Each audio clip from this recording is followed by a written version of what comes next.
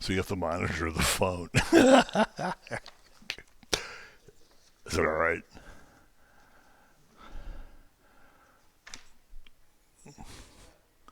All right, that's fine. So session 24, start numbers. I love numbers in Deuteronomy. No, that's just Leviticus is the tar pit. Numbers in Deuteronomy are great. Deuteronomy, I go on and on and on. But I hate having my back to you. That's why I have to keep going like this. Or you can watch the video later. So this group that I do a live show with Thursdays at 4, the Messianic Lamb Network, they got permanently banned from YouTube because they had repeated violations about COVID, the vaccine, and some other stuff, so YouTube permanently banned them. So now I can't go to in fact, I had them on my subscriber list of YouTube. It's like totally gone. YouTube took them off of everything. So it's going to be hard to. So I have to download the video, put it on my YouTube channel, and I told the guy not to directly put it on my YouTube channel because I don't want YouTube screwing up my channel too. But I think because I get so few viewers and listeners, they don't really care. If you get 30 views, they're not going to bother with you compared to if you get 2,000 views. But anyway. So session 24, we're going to start numbers. So first of all, why is it called numbers? Well, like all the other books in the Torah, the commonly used names that we use are from the Greek Septuagint, which is a Greek translation of the New Testament. And so the Greek and Latin translation use the word numbers because of the way the book starts out, as we're going to see. It's all about numbers. And then there's more numbers later. There's numbers all through the book, so they call it numbers. The Hebrew name for it is Midbar, which means in the wilderness, which makes more sense, I think. But anyway. Or if you want to call it numbers in the wilderness, that's okay too. So, Bamidbar means in the wilderness. Hebrew uses what we would call prefixes in front of words that are prepositions. So ben or bin means in. Min means from, and I'm not going to go over all of them, but common biblical terms. Bamidbar means in the wilderness. So it's a census, and it came from a census, and it was the first census. Later on, there's going to be census when they get back in the land. David later does a census that God didn't commission, so David gets punished because God says, I never told you to do a census and you're doing one. So that's bad. That doesn't apply to when the government sends you the census form. But in fact, the book starts out, and this is how it got its name. Now the Lord spoke to Moses in the wilderness. So in the wilderness is the Hebrew name. In the tabernacle of meeting on the first day of the second month in the second year after they had come out of Egypt.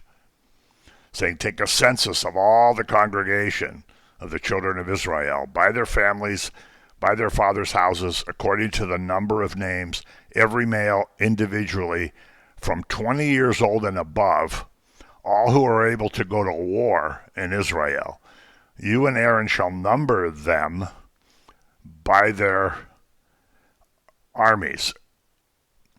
And you there should be a man from each tribe, and with you there should be a man from each tribe, one of the head of the fathers' houses.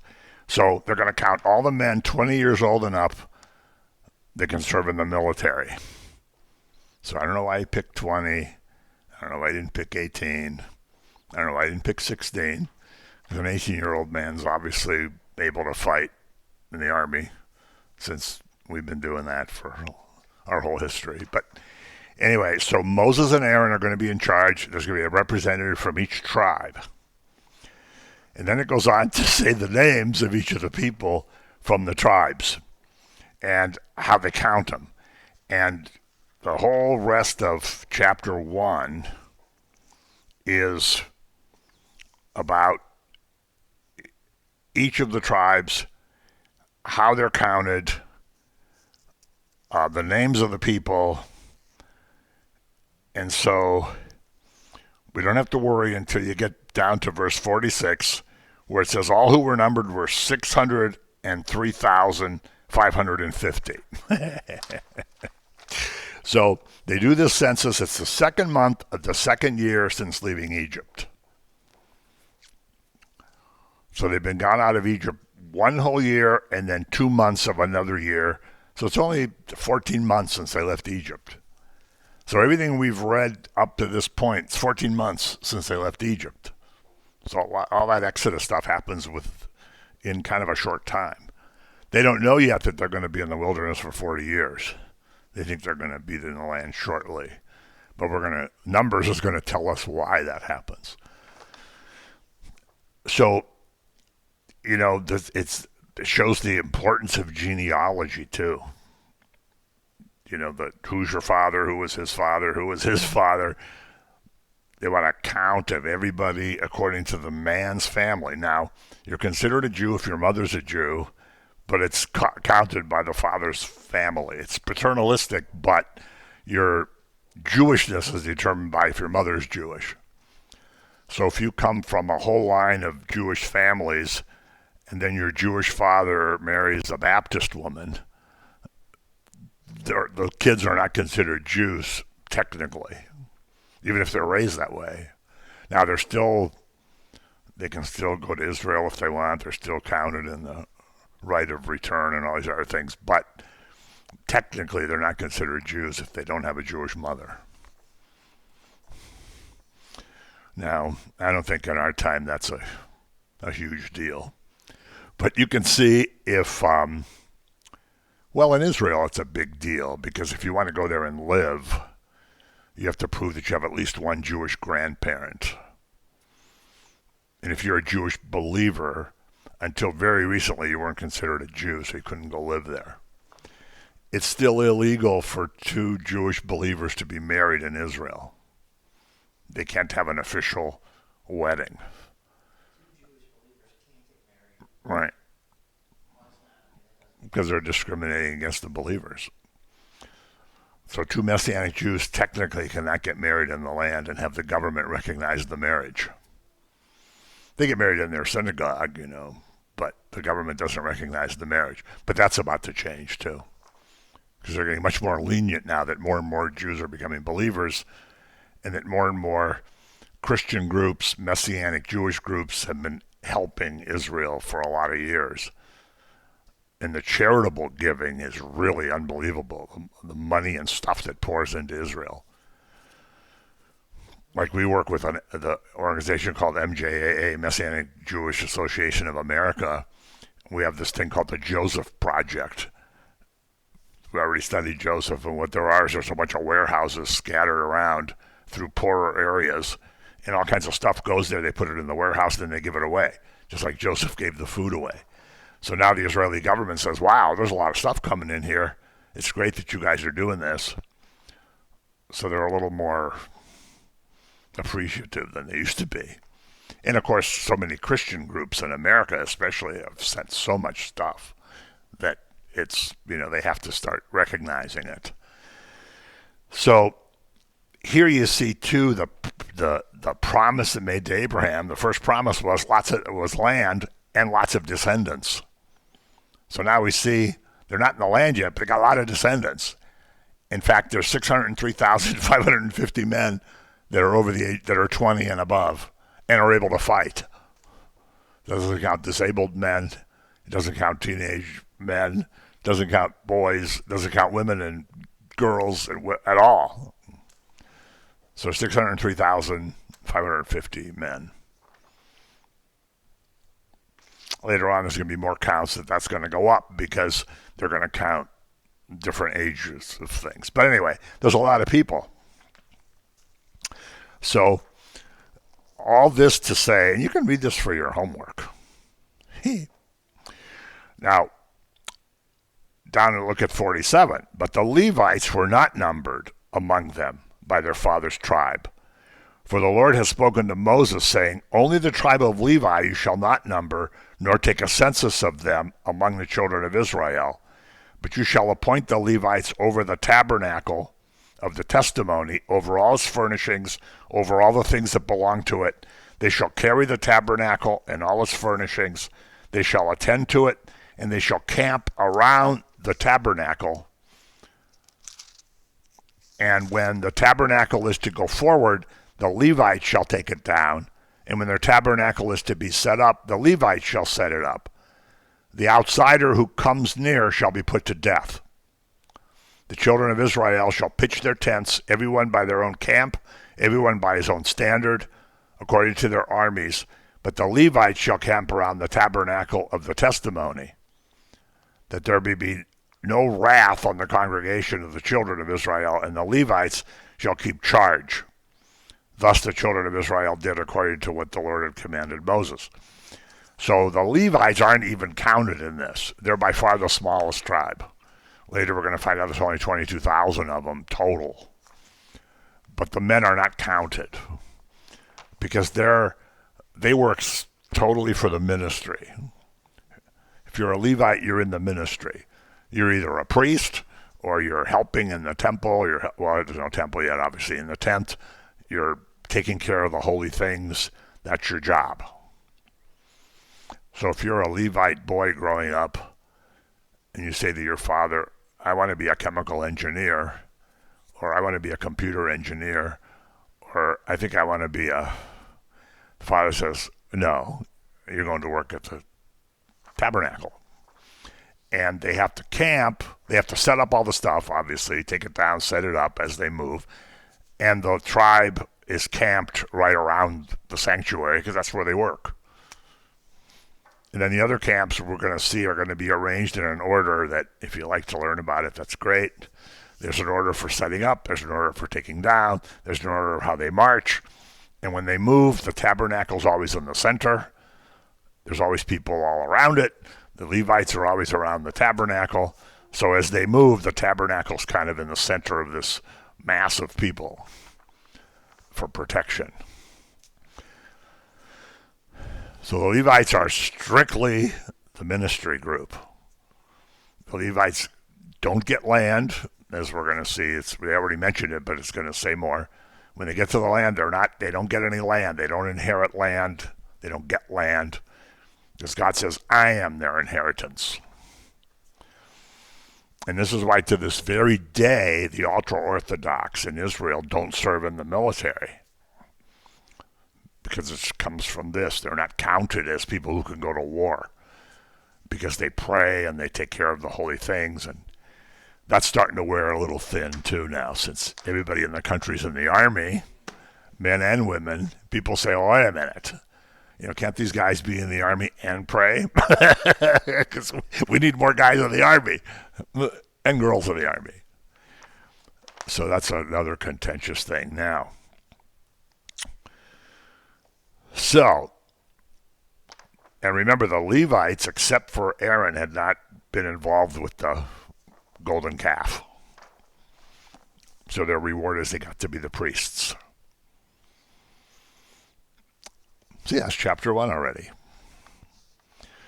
Now chapter 2 is cool because what's important, and it's going to be important later in this book, and it's going to be important when Isaiah writes 500 or 600 years later, is the fact that every camp sets up in a certain area and they all have a banner.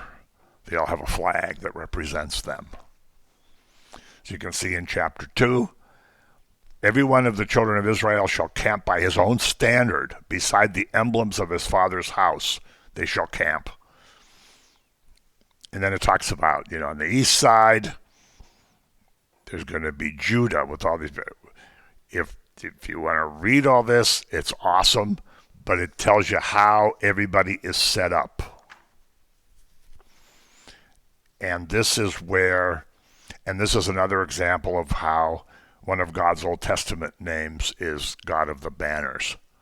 Yahweh Nisi or Adonai Nisi or Jehovah Nisi, God of the banners.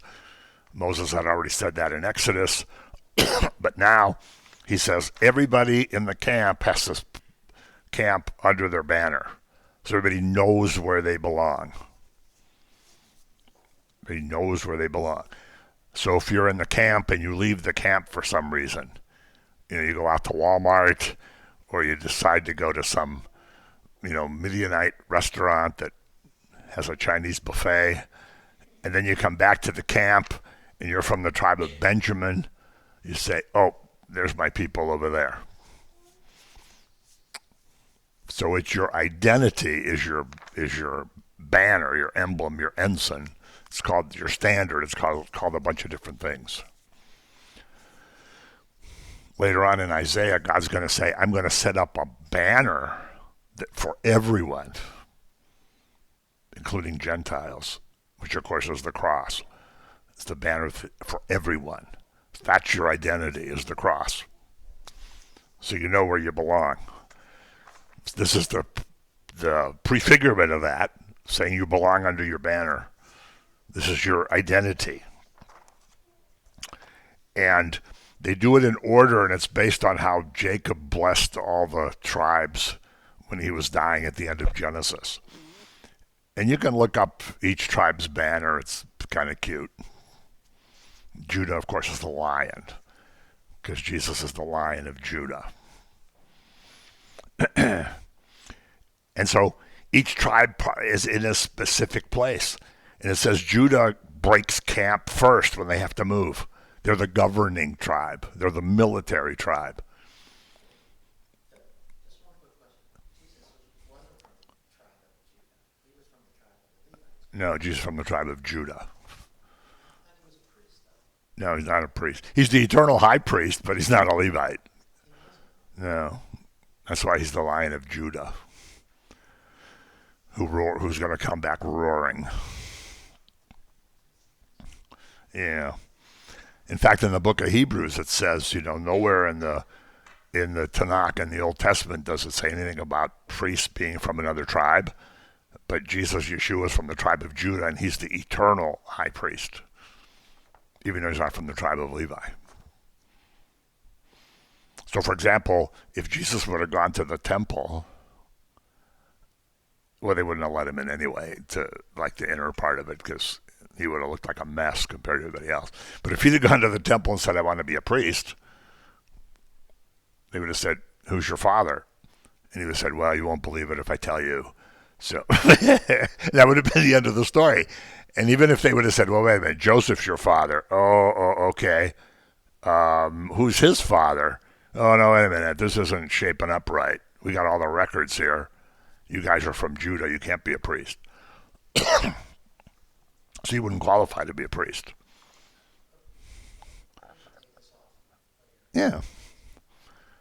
Yeah, if you go back and read the blessings Jacob did when he gets to Judah, it says you're like a lion. You're going to roar. You're going to rip your prey apart. You're going to rule everything. So the Lion of Judah is basically Jesus at the second coming. The book of Revelation talks about the Lion of the tribe of Judah has triumphed. So Judah breaks camp first, Naphtali's last, just like a trivia question. And then it says they did as the Lord commanded. So the banners are what's important. The God of the banners is one of God's names in the Old Testament. And later Isaiah is going to say, God says, I set up a standard for everyone. I set up a banner for everyone to come to. So, when you see the cross, you say, well, that's our people over there. That becomes the banner. So chapter 2. How cool is that? Then in 3, it talks about the descendants of Aaron. Because remember, 2 of Aaron's sons were killed because they offered fire. They weren't supposed to offer fire. So the fire came out and consumed them.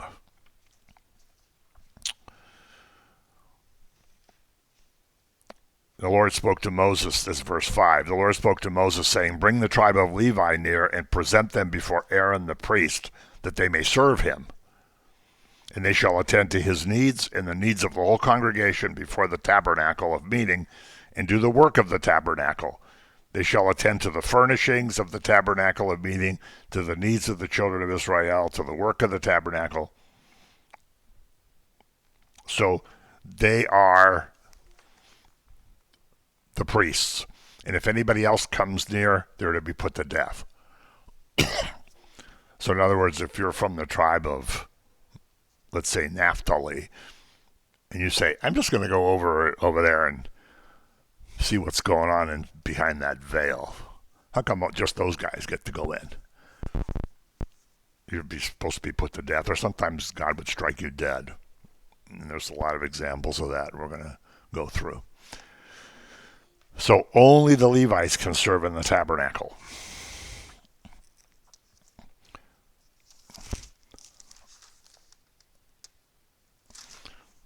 It says, Then the Lord spoke to Moses, verse 11, Now behold, I myself have taken the Levites from among the children of Israel, instead of every firstborn who opens the womb among the children of Israel. Therefore the Levites shall be mine, because all the firstborn are mine. On the day that I struck all the firstborn in the land of Egypt, I sanctified to myself all the firstborn in Israel, both man and beast. They shall be mine. I am the Lord. So what he's saying here is he made a command that the firstborn of every family is to be dedicated to the Lord. The child who opens the womb is dedicated to the Lord. And this is why Mary and Joseph took little Jesus to the temple for the presentation on day 40, because he was the firstborn to be presented to the Lord, because he was the child that opened the womb, so to speak. So God says the Levites are all considered firstborn, every single one of them, because they're all dedicated to me. Everybody else, the firstborn's dedicated. So the firstborn of the Egyptians I killed. The firstborn of the Israelites belongs to me, and the Levites are all firstborn. So they all belong to me. So I killed the Egyptians, and you guys get all this glory. So how cool is that? So the Hebrew word that's used there means that the Levites are a sacrifice to him. They belong to him. They're an offering to him. So they can't do any other occupation. So there's people to help them do stuff. And, pretty soon he's going to talk about the tithe to support them because they can't do any other work. So if you have, if the Levites are just taking care of the sanctuary and taking care of the ministry, so to speak, they got to eat. So everybody has to support them. And they got to have clothes, so everybody has to support them. And they have to have, cars, so everybody has to pay to support the Israelites. So that's why, if you harvest 100 bushels of wheat from your field, 10 belong to the Levites. So they can make bread. So it's it's an important thing to say. These are the priests. They belong to me. So the rest of y'all have to support them, because they're not allowed to get a job at Walmart and then be a part-time priest, part-time work at Walmart. They just do the priesthood, and everybody else has to support them. So that makes sense. I mean, we all understand that.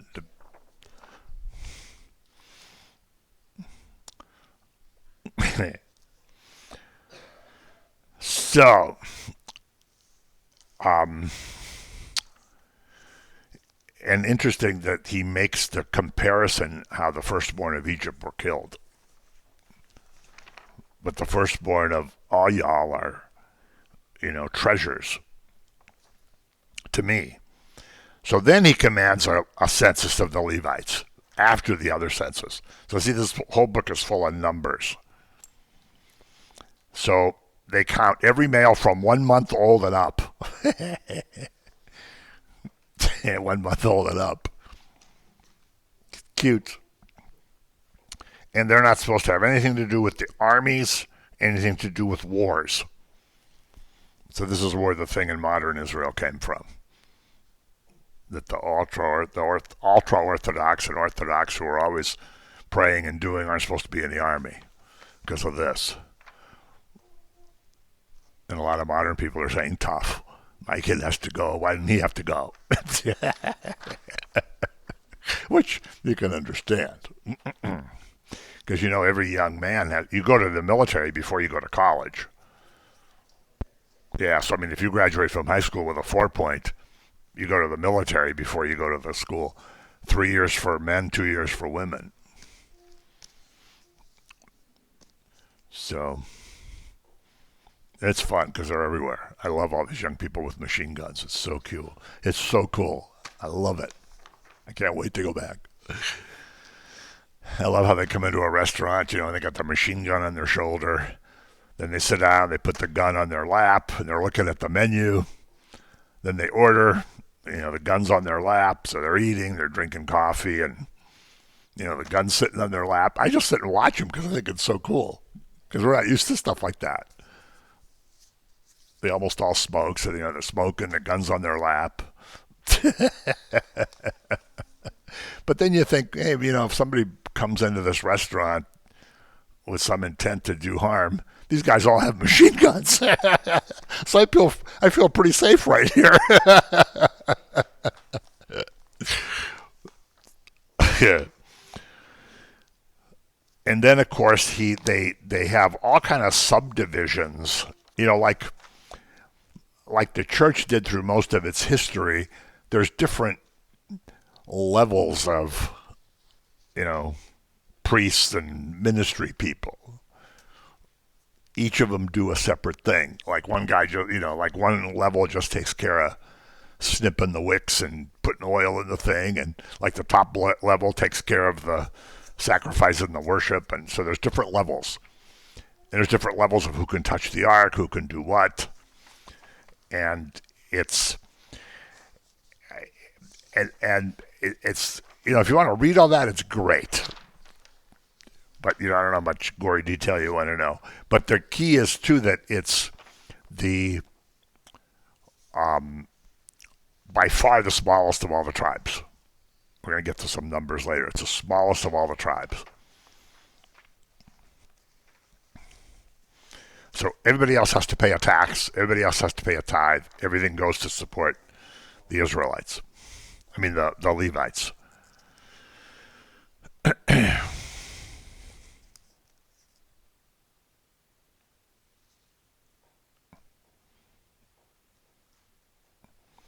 So most of this sounds kind of repetitive. How many shekels you pay, what's the duties. And we know that John the Baptist's father, Zechariah, was a priest.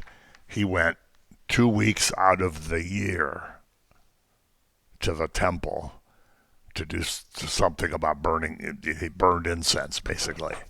Low-level priest. Okay, Zechariah, here's the incense. Go over there and put it in the thing. that was his job. That's where he sees Gabriel when he's burning the incense, and he mouths off to Gabriel, and of course Gabriel makes him dumb because he is a smart aleck. Well, how are we going to have a baby? My wife's old. I'm old. I don't know about you people in heaven, but down here we don't have babies. Boom, can't talk anymore. Now, Mary asked Gabriel a question too, but she doesn't ask it in a snotty way. She says, well, how can this be? She doesn't say, hey, listen, Gabriel,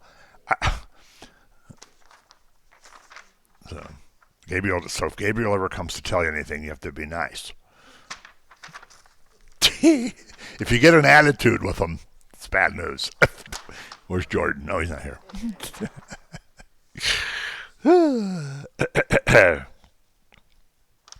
So then basically they take another census of what are called mature Levites, which are ages 30 to 50.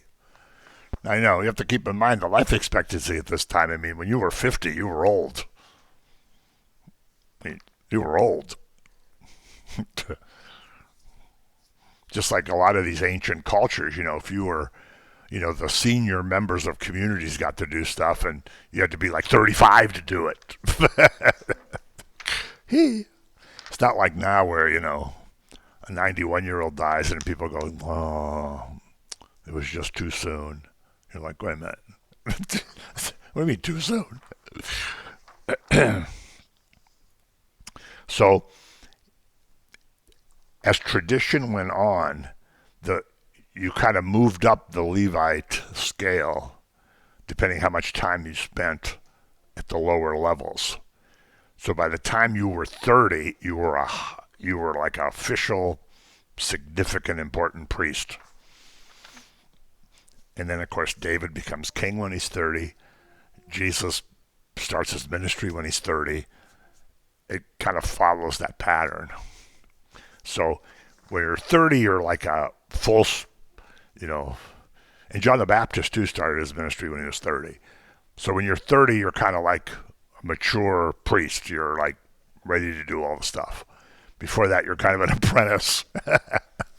Let me show you how to kill that lamb, son.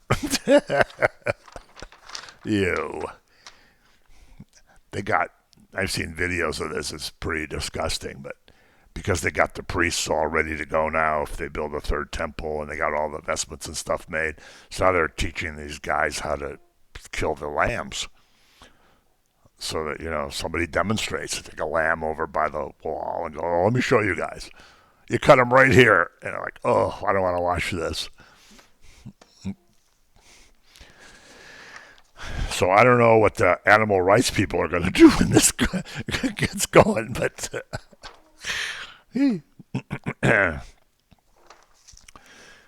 so there's mature Levites and apprentice Levites.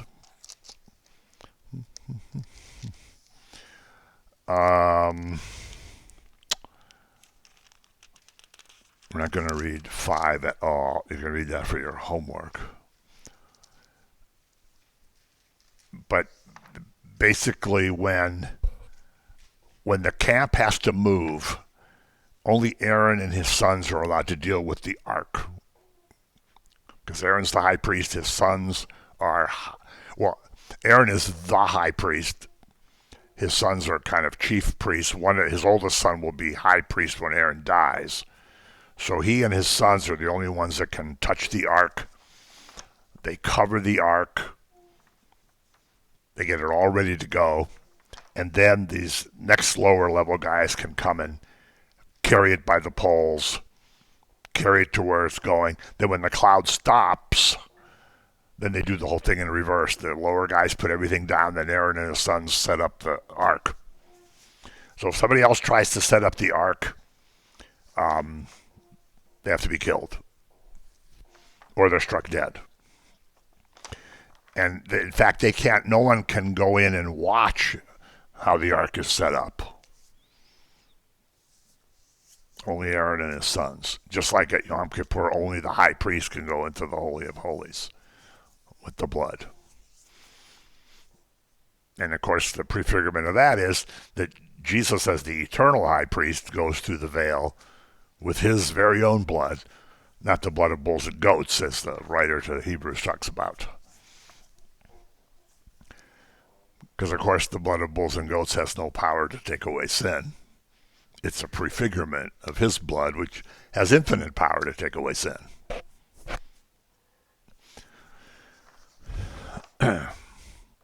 So any questions about that?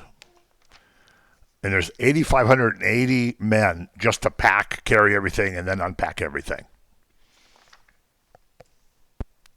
880 men. And this is like a big operation. And then there has to be coordination of when they move the camp. These guys have to come in and do their thing. Then each camp has to, everybody packs up their stuff. Each tribe has to move in a certain order. I mean, it wasn't like when they saw the cloud lift and started packing. I mean, they weren't all out of that area for a while. By the time you move 2 million people.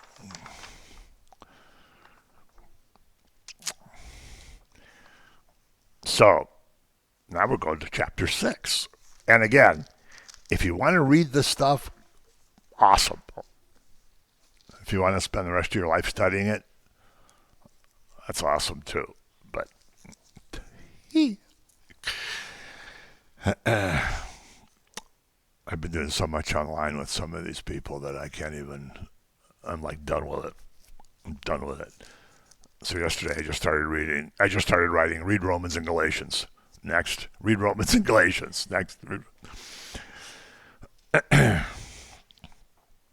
Then in chapter 6 we have the vow of the Nazarite, and we're going to have the Aaronic blessing, which you guys all know well. And when we start the beginning of 6, this is kind of what sets the men called Nazarites, which are holy men, aside. Then the Lord spoke to Moses, saying, speak to the children of Israel and say to them, when either a man or woman consecrates an offering to take the vow of a Nazarite to separate himself to the Lord, he shall separate himself from wine and similar drink. He shall drink neither vinegar made from wine, nor vinegar made from similar drink, neither shall he drink any grape juice, nor eat fresh grapes or raisins. All the days of his separation he shall eat nothing that is produced by the grapevine, from seed to skin. So, a woman is not a Nazarite, but what this probably means is if a woman takes her son to be one and takes him for the vow, because then it shifts. It says either a man or a woman consecrates an offering, but then it starts talking about men after that, himself. So they can't drink anything, they can't eat or drink anything that comes from a grape. On the off chance that some fermentation occurs, just, from wild yeast. You can't have anything that has alcohol in it. Not even vinegar that comes from wine, because there might be some alcohol in it. All the days of the vow of his separation, no razor shall come upon his head until the days are fulfilled, which he separated himself to the Lord. They shall be holy. Then he shall let the locks of his hair of his head grow. All the days that he separates himself to the Lord, he shall not go near a dead body. He shall not make himself unclean, even for his father or his mother, for his brother or his sister when they die, because his separation to God is on his head. All the days of his separation shall be holy to the Lord. So what this means is you can go and be a Nazarite for a certain amount of time. It's not like going to be a monk, and you're supposed to be a monk for your whole life. You can say, I want to do it for a year. I want to do it for 5 years. I want to do it for 2 years. Whatever. So you can't eat or drink anything that comes from a grape, and you can never have a razor touch you. So you can't cut your hair, you can't shave. And you can't go near a dead body, even if it's one of your parents or your brother or sister. But of course, a dead body contaminated everybody. But a Nazarite specifically can't go near a dead person. Or can't come in contact with a dead person. Because that would make him unclean, even if it's somebody in his family. And if anyone dies very suddenly beside him, and he defiles his consecrated head, then he shall shave his head on the day of his cleansing. On the 7th day he shall shave it off. On the 8th day he shall bring 2 turtle doves or 2 pigeons to the priest, to the door of the tabernacle of meeting, and the priest shall offer one as a sin offering, and the other as a burnt offering to make atonement for him, because he sinned in regard to the corpse.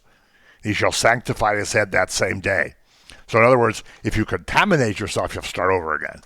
To shave your head, you have to do a sacrifice, then you let your hair grow. No grapes, no raisins, no grape juice, no Mogan David wine, no Manischewitz. So that's good. I hope Jordan likes that one. But those are the Nazarites. Now, John the Baptist was a Nazarite. He was, well, I guess you could say the last one, but we don't know. But he's the last one from our point of view. He's a holy guy who, he ate locusts and honeys. He was in a wilderness. He wasn't hanging around, normal people. I mean, he was a pretty wild, weird guy. But he would have been a Nazarite. There were lots of them. Jesus was not a Nazarite because he drank wine. He ate grapes, as far as we know.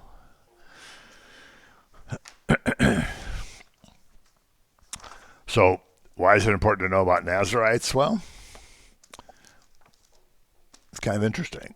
It's kind of like an Old Testament equivalent of holy men who are out in the desert. In Christian history, of course, not only do we have monks, but we have all these people that were called the Desert Fathers that went into the desert for years and just prayed and meditated and wrote things. Because when you're off by yourself, you can, I'd never be able to do it, but if that's your mentality, if that's your gift, you go someplace and you can pray and meditate more easily if you're not with anybody and you never talk to anybody.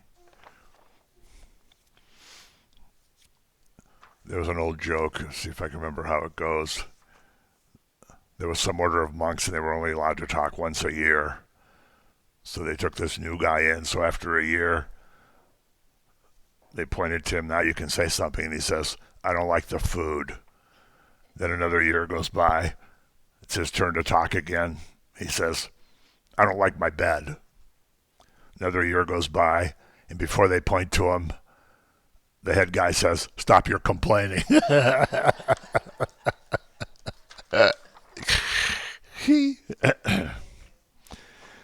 Because, of course, they felt like wine inflamed their passions if they drank. Even if they had any alcohol at all, they didn't want to be contaminated by that. And their hair reminded them of their holiness, reminded them of their vow, just like the yarmulke reminds you that you're under authority. The hair, whenever you saw that really long, now all men had long hair and beards. Can you imagine how painful it would have been to shave in those days?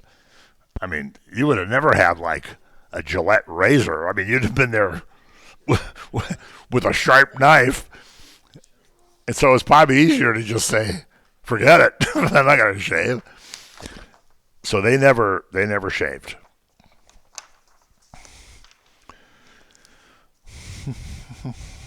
And it had a term. You could do it for a certain amount of time.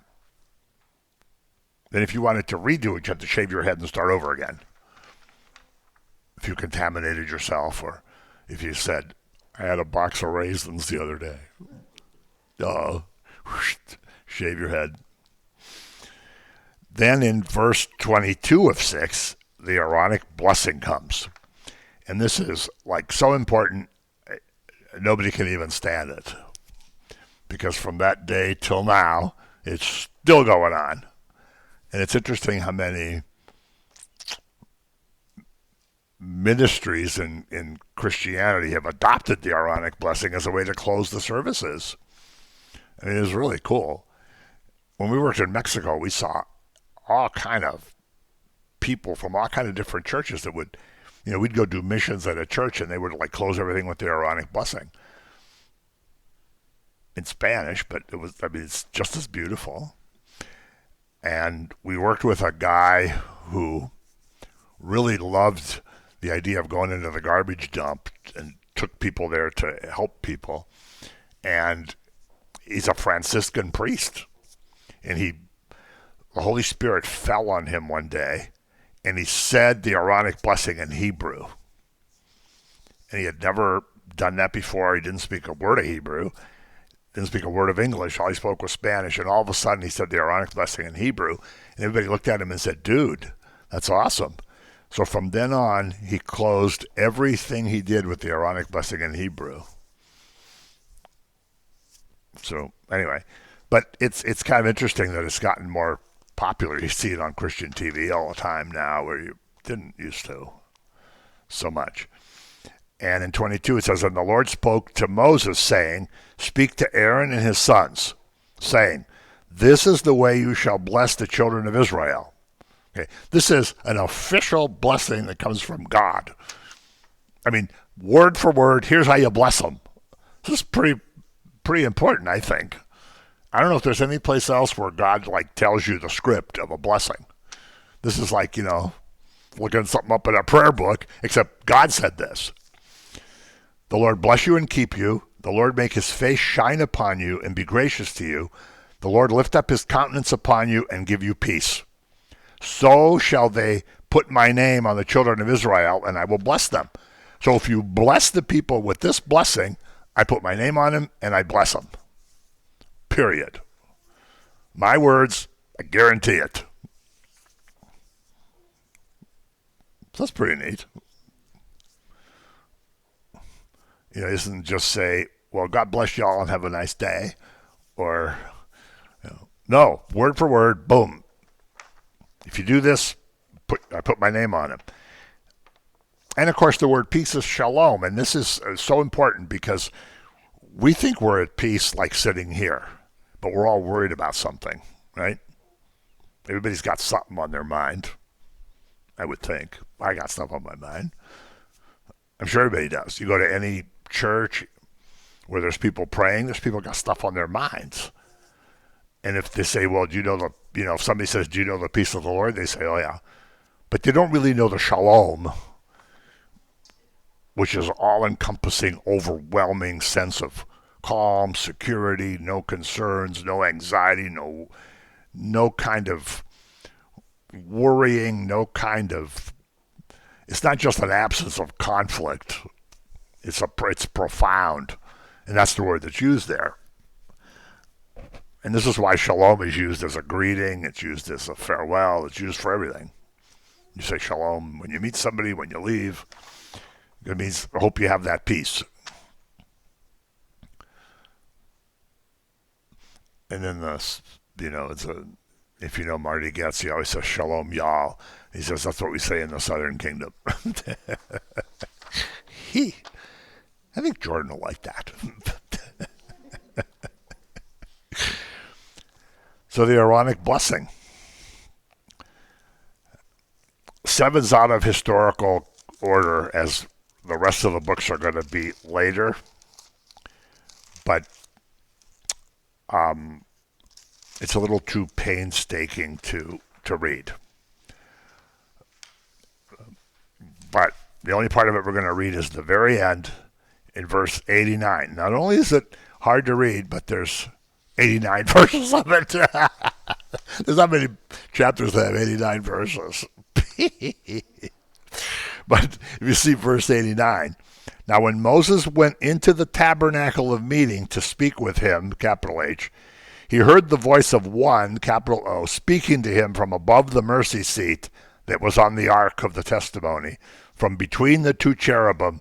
Thus he spoke to him."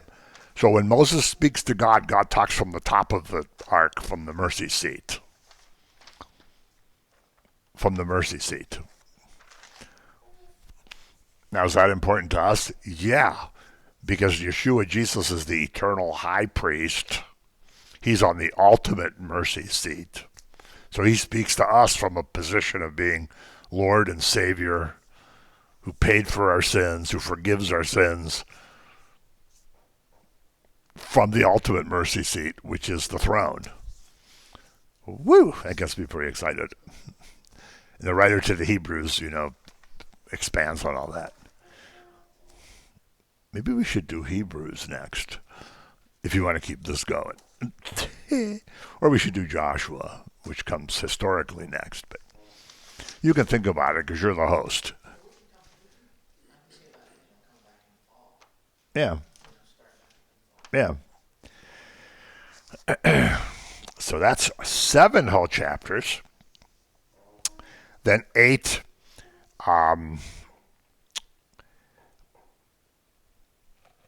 it starts out talking about all how beautiful all the stuff is, how all the lamps are arranged, all the beautiful workmanship, how all the hammered gold was so good.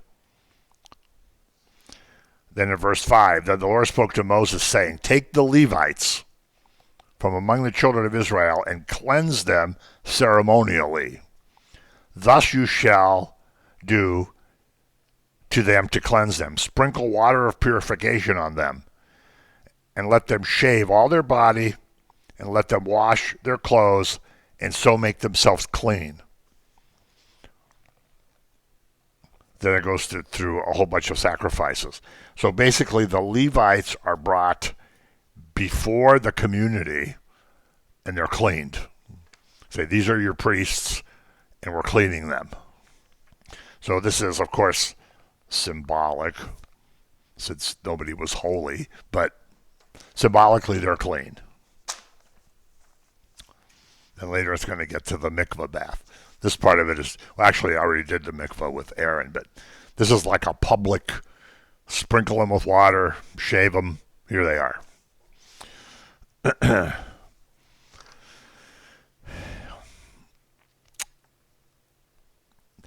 And so it points out they're separated from the community. They belong to the Lord. They're the firstborn. They're going to make atonement, and the people have to serve Aaron and the priests. And that they have to make atonement for their sins before they can make atonement for the people's sins. The Hebrew writer to the Hebrews talks about that at length. And we know, of course, that Yeshua, as the eternal high priest, doesn't have to make atonement for his sins. He only has to make atonements for our sins. But they're specifically commanded here that they have to make an atonement for their sin before they can deal with the sins of the people, which makes sense because they're all sinners. So that's the first 8 chapters of Numbers.